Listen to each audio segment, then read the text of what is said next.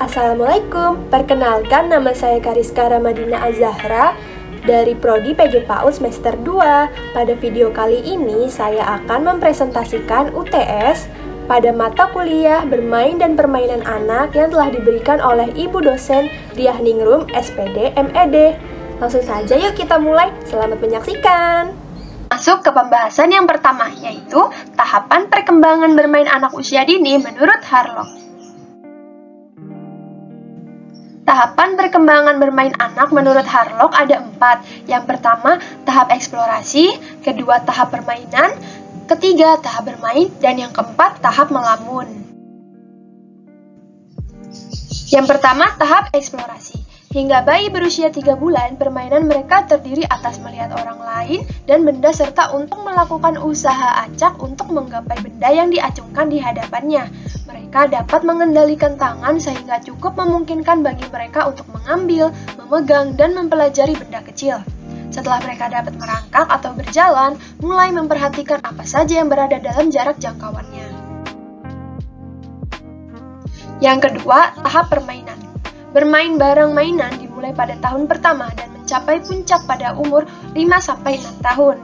Pada mulanya, anak hanya mengeksplorasi mainannya. Antara 2 atau 3 tahun, mereka membayangkan bahwa mainan mempunyai sifat hidup dan dapat bergerak, berbicara, dan dapat merasakan. Dengan berkembangnya kecerdasan anak, mereka tidak lagi menganggap benda mati sebagai sesuatu yang hidup, dan hal ini mengurangi minatnya pada barang mainan. Faktor lain yang mendorong penyusutan minat dengan barang mainan adalah bahwa barang mainan adalah sifatnya menyendiri, sedangkan anak menginginkan teman. Dan yang ketiga, tahap bermain. Setelah masuk sekolah, jenis permainan mereka sangat beragam. Semula mereka meneruskan bermain dengan barang mainan, terutama bila sendirian. Selain itu, mereka merasa tertarik dengan permainan olahraga, hobi, dan bentuk permainan lainnya. Tahap yang terakhir yaitu tahap melamun. Semakin mendekati masa puber, mereka mulai kehilangan minat dalam permainan yang sebelumnya disenangi dan banyak menghabiskan waktunya dengan melamun. Mengapa demikian? Mereka melamun yang merupakan ciri khas anak remaja adalah saat berkorban, saat mereka menganggap dirinya tidak diperlukan dengan baik dan tidak dimengerti oleh siapapun, maka mereka akan terus melamun dan menganggap bahwa mereka adalah korban, mengapa mereka tidak dipedulikan. Pembahasan yang kedua yaitu faktor-faktor yang mempengaruhi perkembangan bermain anak usia dini. Faktor yang mempengaruhi perkembangan bermain anak terdiri dari 2 faktor, yaitu faktor internal dan faktor eksternalnya. Kalau dari faktor internal, meliputi dari kesehatan. Semakin sehat anak maka semakin banyak energinya untuk bermain aktif. Lalu ada faktor perkembangan motorik. Permainan anak melibatkan koordinasi motorik. Pengendalian motorik yang baik memungkinkan anak terlibat dalam permainan yang aktif. Lalu ada faktor inteligensi. Pada setiap usia, anak yang pandai lebih aktif dibandingkan dengan anak yang kurang pandai, dan permainan mereka lebih menunjukkan kecerdikan. Dan faktor jenis kelamin.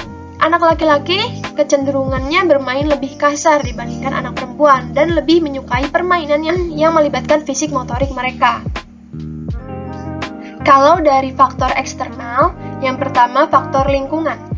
Anak yang berasal dari lingkungan pedesaan kurang bermain dibandingkan mereka yang berasal dari lingkungan kota. Lalu yang kedua, faktor status sosial ekonomi. Anak yang berasal dari kelompok sosial ekonomi yang lebih tinggi menyukai kegiatan yang mahal, dan sebaliknya, mereka yang berasal dari kalangan bawah memilih kegiatan yang tidak mahal seperti bermain bola dan berenang. Lalu yang ketiga, faktor jumlah waktu bebas. Jumlah waktu bermain bergantung pada status ekonomi keluarga, dan faktor yang terakhir yaitu faktor peralatan bermain. Peralatan bermain yang dimiliki anak mempengaruhi mainannya. Pembahasan selanjutnya yaitu tipe dan jenis bermain dan permainan anak usia dini. Tipe bermain anak usia dini terdiri dari 2, yaitu bermain aktif dan pasif. Bermain aktif ialah bermain yang kesenangannya timbul dari apa yang dilakukan anak itu sendiri. Kebanyakan anak melakukan berbagai bentuk bermain aktif, tetapi banyaknya waktu yang digunakan dan banyaknya kegembiraan yang akan diperoleh dari setiap permainan sangat bervariasi. Bermain aktif banyak melakukan aktivitas dan banyak mengeluarkan energi pada tubuh. Pada bermain aktif, anak memiliki inisiatif untuk secara aktif menghasilkan sesuatu dan tidak sekadar menerima. Beberapa yang termasuk bermain aktif yaitu sensor motor, menjelajah lingkungan, bermain drama, mengoleksi barang, dan lain-lain. Berikut ada jenis bermain aktif. Yang pertama, tactile play. Kegiatan bermain yang meningkatkan keterampilan jari jemari anak serta membantu anak memahami dunia sekitarnya melalui alat perabaan dan penglihatannya. Lalu ada functional play.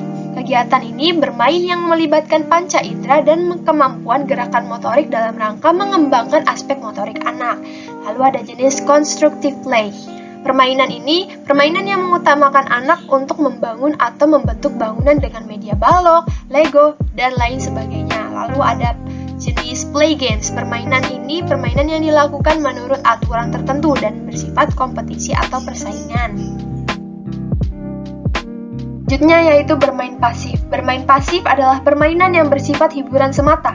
Artinya anak tidak ikut secara aktif dalam proses permainan. Dalam hal ini, kesenangan anak diperoleh dengan memperhatikan aktivitas orang lain.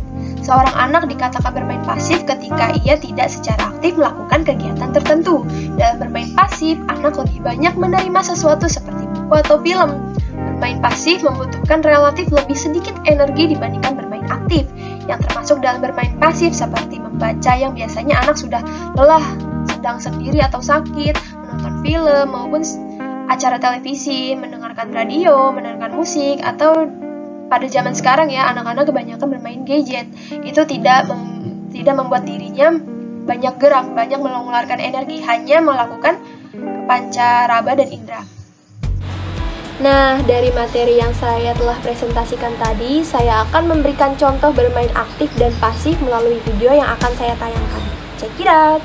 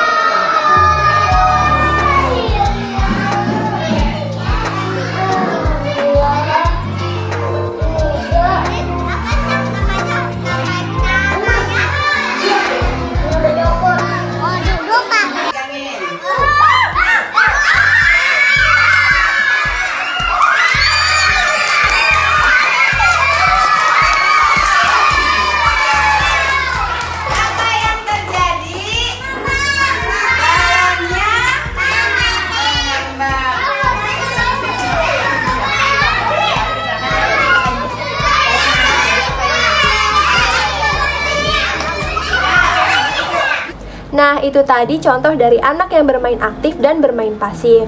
Jadi dapat disimpulkan bahwa anak yang bermain aktif adalah bermain yang melakukan banyak gerakan dan mengeluarkan banyak energi. Sedangkan bermain pasif tidak perlu melakukan banyak gerakan dan tidak mengeluarkan banyak energi karena hanya melibatkan panca praba dan panca indera.